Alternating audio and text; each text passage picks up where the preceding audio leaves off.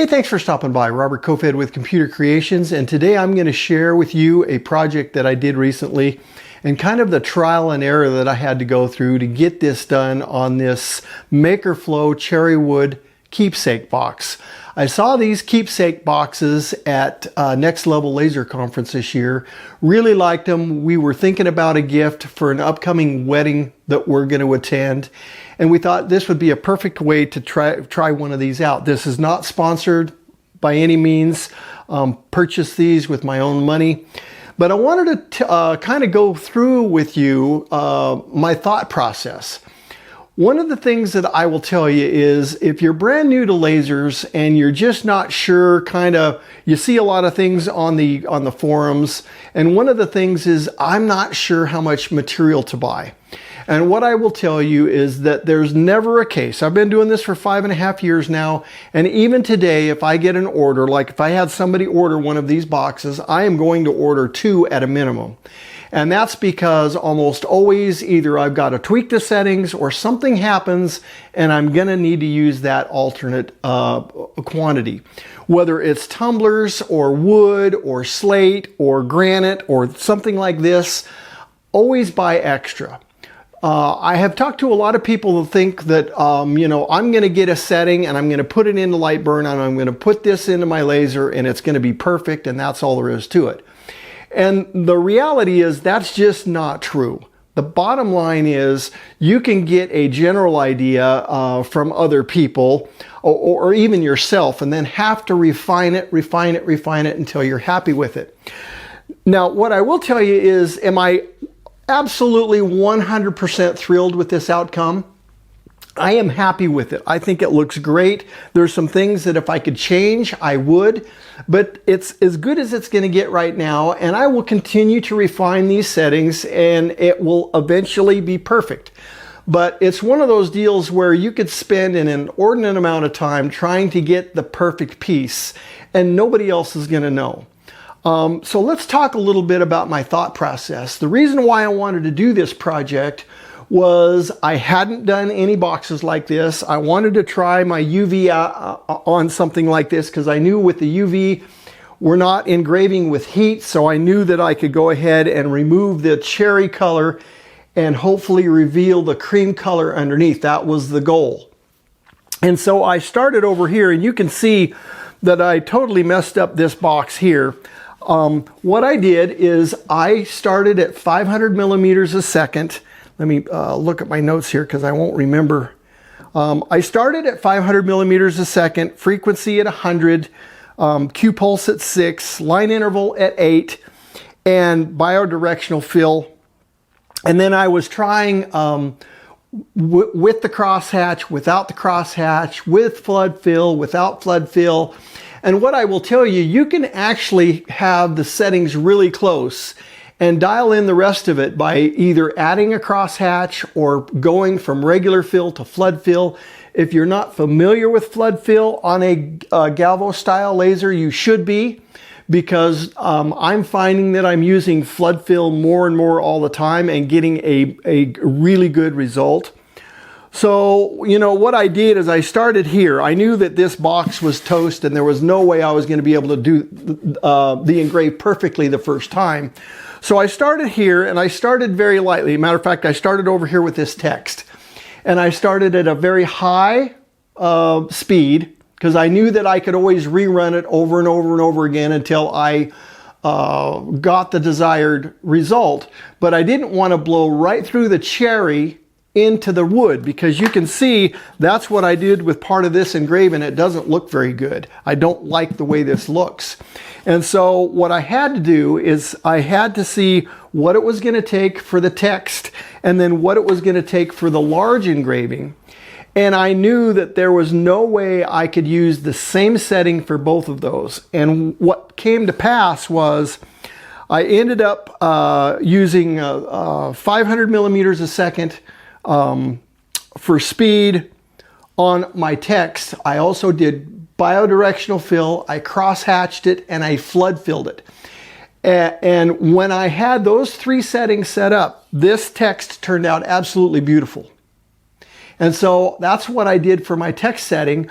Well, when I took that same setting and put it here, it was way too light and it was kind of fuzzy, and I didn't like the way it looked. It just wasn't what I was looking for. So I figured, okay, it's time to go back to the drawing board, and I knew that engraving a small piece is one thing, but then engraving something larger, you're going to get a different result. And so I started here. I started to dial in my settings. I ended up, this setting right here was actually 300 millimeters a second. So I went down in speed. I kept everything else the same. And the other thing that I did is I flood filled it, but I didn't cross hatch it. And so that seemed to be the combination that I was looking for, where I could get a fairly uniform color and be able to engrave what I wanted to. Now, one of the other things that I will tell you is, in trying all of these different settings out, I noticed that there was a pretty big difference between just the thickness of this cherry color on this box. And in some cases, like when I did this one here, this corner right here wasn't truly white. And so since it started on this corner and it worked this way, I knew that I could restart this and re-engrave just this lower portion and then stop it, and I was good to go. And so it was, like I said, it was a lot of fun to kind of figure out what was going on, what I didn't want. Pay no attention to this white. I tried to color fill it or just wipe some white paint on it, which worked okay, but it left kind of a white hue on this cherry, and I couldn't get it off to my liking, and so I didn't want to do that. But you can see that this, compared to this, there's a night and day difference on where I started versus where I ended up. Now you might be wondering, well, what are all these 45-degree stripes on this engrave? And if I had my way and I could change that, that's probably one of the things that I would change. But I think it's going to be fine. It's like I said, it's one of those deals where I was engraving at a 45-degree angle, and that's why you see those stripes there. And the reason why they're there is apparently there's some just a little bit different thickness of cherry material there. And so you can see some inconsistency throughout this entire engrave. But I actually think it adds character, and I don't have really a problem with it. I'm sure the bride and groom are going to love this. But it was a lot of fun to figure out, okay, when do I use flood fill? I know for a fact I'm going to use flood fill on text, and I'm going to cross hatch it. That makes this stuff pop. I just used just biodirectional fill and flood fill on the main piece, but I didn't cross hatch it because the minute I went that extra, it started to remove too much material and I started to see the wood. And you can see that I engraved different places with different settings just to see what I could do, or kind of where the sweet spot was. I've got one more area that if I need it in the future, I can use it.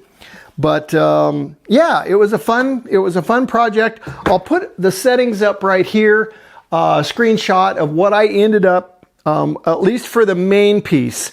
The text, the only difference between the text and the main piece is I was a little bit faster on the speed for the text, and I used crosshatch and flood fill, where this was just flood fill but not crosshatched.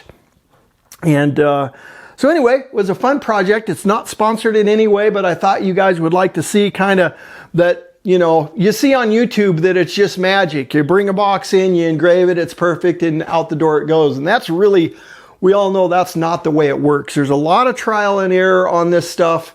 And I like to do stuff like this because you learn so much more about your laser and the effects certain things have. The longer I use this Galvo, the more I'm understanding when you should use flood fill, when you don't, what difference it makes, when should you crosshatch, that kind of stuff. And it just depends on the scenario. There's not general rules that I've found anymore, but just buy enough material that you can go ahead and make those mistakes, learn from them, and the next time I need a cherry box and I want to engrave it, I'm going to have 85 or 90% of the settings that I need, and off I go. The other thing that I did is I had a setting, and you probably won't be able to see this on the video, but I very lightly inscribed who it was from and a message, and it's very subtle. So even though this is felt lined on the bottom, I was able to go ahead and put my message on the bottom. It's very subtle, very classy, and yeah, this project was a lot of fun. I hope this information gives you the courage to go ahead and try things like this. Until next time, thanks and have a great day.